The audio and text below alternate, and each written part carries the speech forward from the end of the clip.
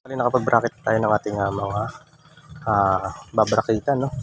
Ito, ginamit ko rito para sa leg ng ating cabinet is 1/3 by 1/3 para matibay siya. Lalagyan kasi siya ng mga gamit, medyo baka may mabibigat. Kaya ginawa ko na 1/3. No? Pinapalang ko talaga siya, pinatabaan ko talaga siya, no? Yan, ang kanyang mga bracketing. Yan, makapag-bracket na tayo. Tapos, balikat ganito kasi mangyayari sa kanya. May 4 door lang siya. Ganito yung sure lang na cabinet ang gagawin natin sa kanya. Ayan, may bracket na rin. Mag-joining na tayo. Siyempre, bago tayo mag-joining, nilagyan ko na lang mga butas para barena na lang tayo ng barena tsaka join na lang tayo ng rivets. Ayan na. Sige, mag-joining na muna tayo ng ating cabinet. So, bali, nakabuild na siya. Nakabaliktad siya, no? Para lalagyan ko siya ng paa sa gitna. Ayan, hindi ko kunin yung tingis to. Nalagyan ko dito ng additional na paa para mas maging matibay siya. Para maging anim yung paa niya. So, yan, nag-double bracket tayo rito. Yan, double bracket tayo para matibay yung kanyang ilalagay natin ng paa at natin siya lalagyan ng braces. So, lalagyan natin siya rito.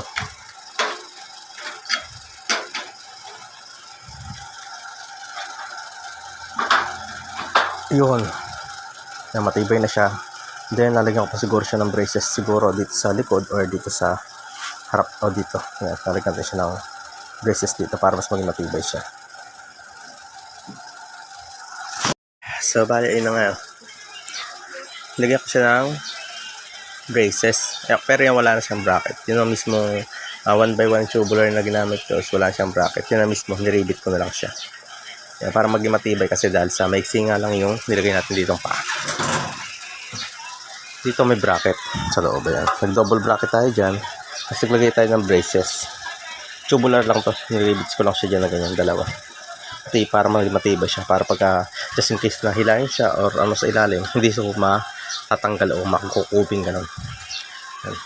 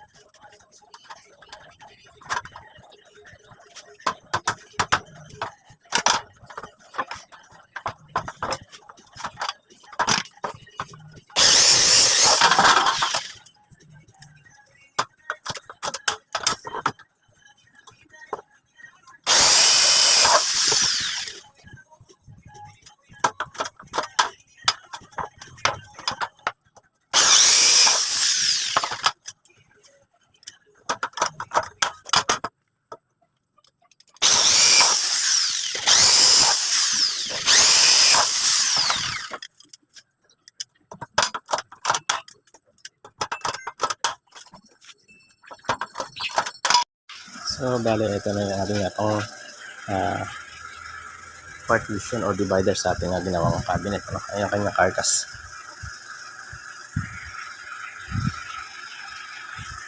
Bale, gumawa ko ng dalawa. Ayan, diretso lang siya. So, yan. Ayan, ganyan ang itsura niya. Para lang siyang ladder o hagdan, ano? Bali, dalawa. Ito isang piraso. Ayan, ilalagay natin sa gitna. Parang pag ganito. Fantasy Pix. Ayan. Pasok lang natin sa loob. Parang natin siya. Ayan.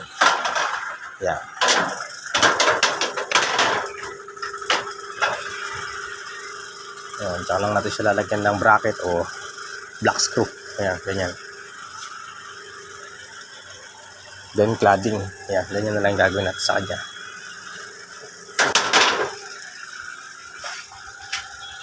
Ano, ayan, ang ginawa ko rito, black screw ko na lang siya. Yun. Black screw siya rito. 1/2 yung ginamit ko niya ng black screw. Yung sa center, dalawa. Para hindi na ako mag-bracket sa gilid. Dito. Pwede rin naman kasi ito mag-bracket. Ayan. O kaya naman, before tayo maglagay ng mga ganon, pwede na tayo mag-abang. Tulad ng ginawa ko rito. Ayan. Ayan, nakaabang na siya. Sinulpa ko na lang. Pero kasi dito, undecided pa ako kung ilang patungan yung gagawin ko. Kaya ganito nangyari sa kanya. Hinuli ko na lang siya, pero okay din naman to. Then dito, niribit ko siya sa gilid. Ayan, kasi hindi naman naka-45 yung ginawa ko rito. Ayan, hindi siya naka-45, nakatumbok lang siya. Niribit ko siya sa loob. Ayan. Kaya matibay na matibay din yan. Ayan, tapos nakadalawang black screw. Siyempre, ganun din sa kabila. Ayan, matibay na yan. Natapos ko na rin yung gagamitin natin sa kanyang pinaka-pinto. Ayan. ACP. Side frame lang lahat ng gagamitin ko. Wala kasi silang pang handle. Kaya puro side frame na lang gagamitin natin. Lalagyan ko lang siya ng black handle. Kasi no choice tayo. Wala tayong mabiling handle niya. O yung kanyang bottom frame. Yan, puro side frame lang lahat yan. Yan, bali ganyan lang ang magiging itsura niyan. Okay. Gawin ko muna yung kanyang mga pinto. Yan, so bali nagkaroon ako ng konting problema. Gawa nga na. Hindi pala 7/9 screen frame yung kanyang bracket dito.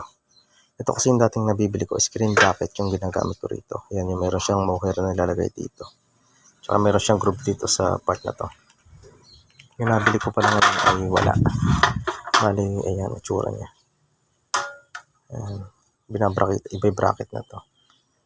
Ayan, flush lang siya rito, flat, hindi katulad nitong isa. Sa comparison natin, ayan, magkaiba siya. Ayan, ganyan pala yung mga modular, magkaiba. Dahil baguhan nga lang ako dito, ngayon ko lang siya napansin. Ngayon, ang gagamitin ko na lang dito na pang bracket ay screen frame. Ito, ikat na ako ng screen frame natin. Ayan, screen frame. Yan. Ito na gagamitin kong pang bracket. Yan. Tulad ito, ito gagawin natin. Saksak natin siya dyan. Tsaka ito yung magiging connector niya. Gawa nga na hindi pala ubra dito yung screen frame bracket.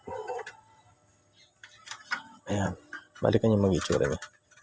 Ayan. Tsaka natin i-ribits dito sa loob. Mas maganda pa rin siya. Mas malinis. Tsaka naman dito sa nabili ko na to. Ayan. Plus lang siya rito. Wala siyang group sa gilid. Maganda siyang tingnan. Para lang siyang talaga siyang kahoy or ano. Ayan. Ganyan mangyayari sa kanya ngayon. Ayan. Nakapag-cut na rin ako sa mga screen frame. Ayan. Kasi screen frame na pang bracket natin. Okay. Balik, kinulang tayo rito sa 1/3 natin. 1/3 pa sa conceal hinges natin. Kinulang tayo rito ng lagyan ng ating rivet para sa ating conceal hinges dito. Naka-inset kasi yung ating pinto. Kinulang siya ng lalagyan. Ayan. Kumbaga, makikita niyo sagad na sagad na nga rito. Pero pag sinarado ko itong ating pinto, naka-overlap pa rin siya. Yun. Yun. Overlap pa rin siya rito ng almost 1/4 nito. 3/16. Overlap. Kaya gagawin ko rito, mag-a-adapt tayo dito ng angular.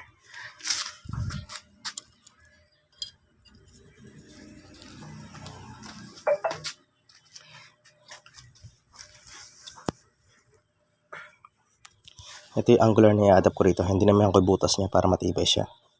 Yan, bali 5 piraso. Yan, i-adapt ko siya rito. Para dito tayo ng hinges. Mag-i-screw ng hinges. I-adapt ko natin siya rito sa ating ayan, 1/3 na to. Pero kinulang pa na siya. Pero pag overlap yung ating pinto, yan, kasyang-kasya siya. Yung problema nga, dahil nag-inset tayo, kinulang na siya. Yan, i-adapt natin siya rito. Para dito tayo maglalagay ng ating conceal hinges. Yan, bali naglagay tayo ng 5 butas dito. Para marami siyang kakapitan dito sa ating pinaka poste para matibay. Ito na yung framing ng ating ginawang cabinet, no? Yun yung kanyang framing. Malatakas sa kanya ng inset na hinges kasi inset yung ginawa natin dito. Yan. So 1/3 kinulang pa yung ating kinulang pa. Yung nag-adapt tayo dito sa likod ng angular na 1x1. No? Yan. Hindi ko pa siya totally full yung ating hinges. Tanggalin ko pa naman kasi yan para malagyan natin ng cladding yung pinto. Ayan, meron siyang mga rails dito para matibay. Inadapt natin siya sa mga possible na patamaan ng ating hinges. Yung kanyang ating framing. Simple lang naman siya.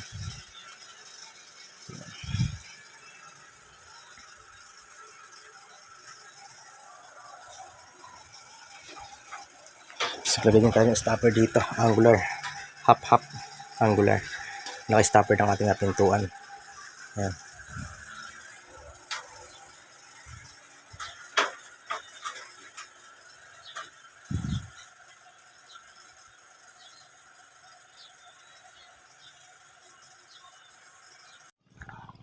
So, bali,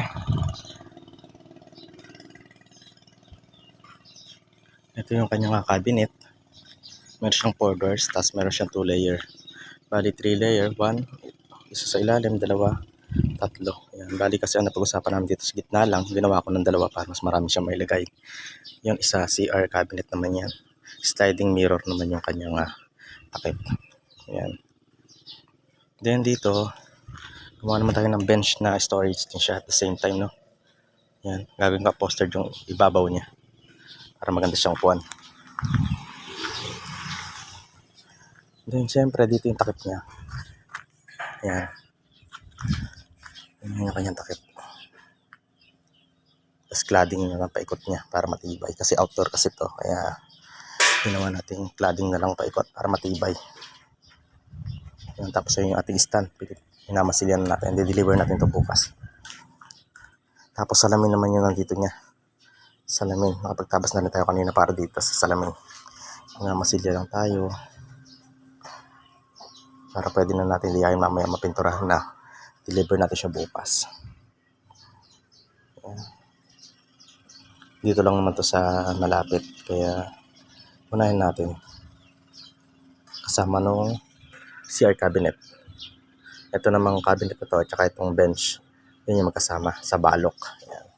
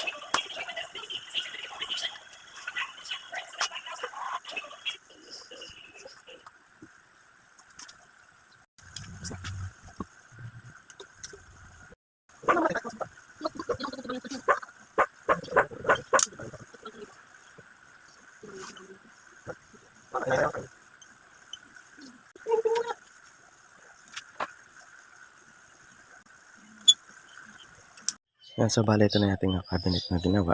Apat na ano siya, pinto. Yan. Tapos ayun dyan din nakikita yung rivets niya kasi nilagyan natin siya ng angular sa gilid para malinis siyang tingnan. Ayan. Tatakpan yung kanyang mga rivets ng ating angular na white para malinis siyang tingnan. Wala tayong nakikita ng rivets dyan.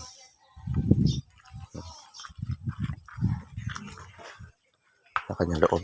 Ayan, malaki siya. Okay.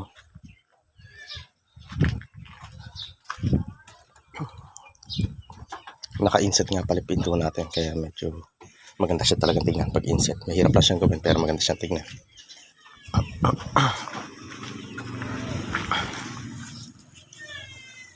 Ganyan itsura niya pag naka-open yung kanyang apat na pinto. Bali nasa ibabaw niya isa CR cabinet dyan. Mirror na lang kulang na sa taas na yan.